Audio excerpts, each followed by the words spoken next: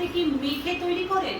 হ্যাঁ হ্যাঁ, একসঙ্গে ওইগুলোকে আবার একত্রিত করে যতগুলো নিলাম, ময়দা মাখা। ধরুন 10টা, আমি আমার জন্য একটু হ্যাঁ, বলতে দিন, বোঝার জন্য যে 10টা ফেটির থেকে আমি একটা একটা করে আলাদা করলাম, আবার 10টাকে একত্রিত করলাম করে নিয়ে সেইটা জলে ভিজিয়ে নিয়ে তারপর আমি মারে। এইবারে যদি ধরুন যে মাখাটা যদি আপনি মাখেন আর আমি যদি মাখি, তাহলে তফাৎ হবে কিনা বলুন?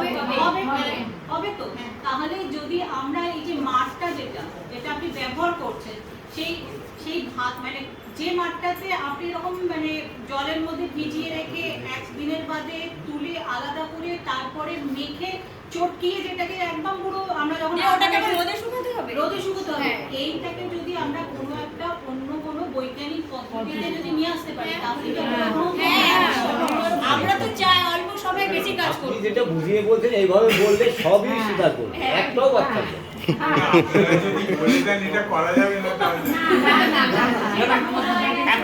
করা যাবে না কেন বলছি জানেন তো, ওরা ওদের ব্যক্তিগত অভিজ্ঞতাটা ওদের এরকম হয়ে গেছে।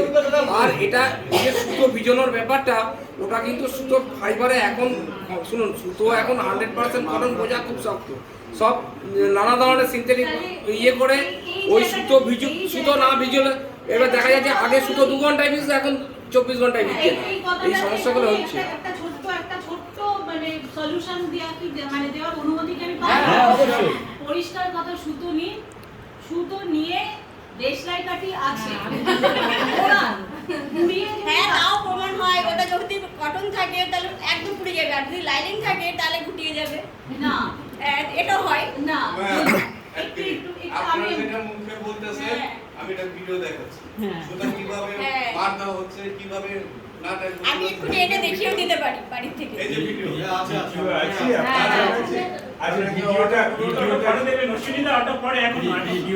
কিন্তু ম্যাডাম যে সমস্যাটা হবে, সেই সুতোটা মার্কেটে অ্যাভেলেবেল কিনা তো দেখতে হবে। মেন তো আমি সুতোটা র মেটেরিয়ালস পাবোটা কি?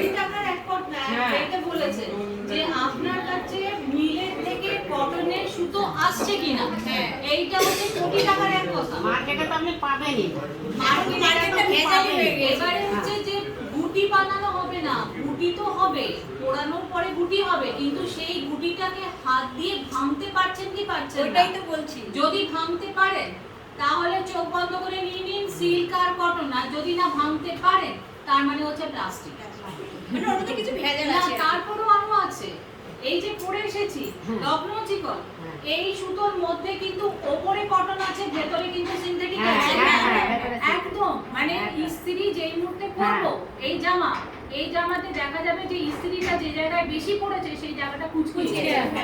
কারণ কি হচ্ছে, ভেতরে হচ্ছে সিনথেটিক মানে এই যে প্লাস্টিক, আর ওপরে কিন্তু আপনার কটন ফাইবার কিন্তু জড়ানো রয়েছে, এও কিন্তু চলছে। এইটার কিন্তু জ্ঞান কিন্তু আপনাদেরকে অর্জন করতেই হবে, তবেই আপনি কিন্তু এই জায়গাটাতে আসতে পারবেন যে আমি হ্যাঁ ঠিক আছে, আমি হ্যান্ডলুমে সিনথেটিক সুতোই বুনলাম, কিন্তু আমি জেনে বুনলাম যে সিনথেটিক বুনছি।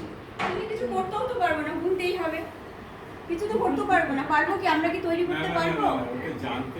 জানতে পারলে আপনি জেনে করুন, আপনি জেনে সিনথেটিক করুন, আপনি জেনে সিল্ক করুন, আপনি জেনে করুন, না জেনে করবো না। আমি করব, আমি কটন করতে পারি, আমি সিনথেটিকও করতে পারি, কিন্তু আমি জেনে করবো, না জেনে করবো না।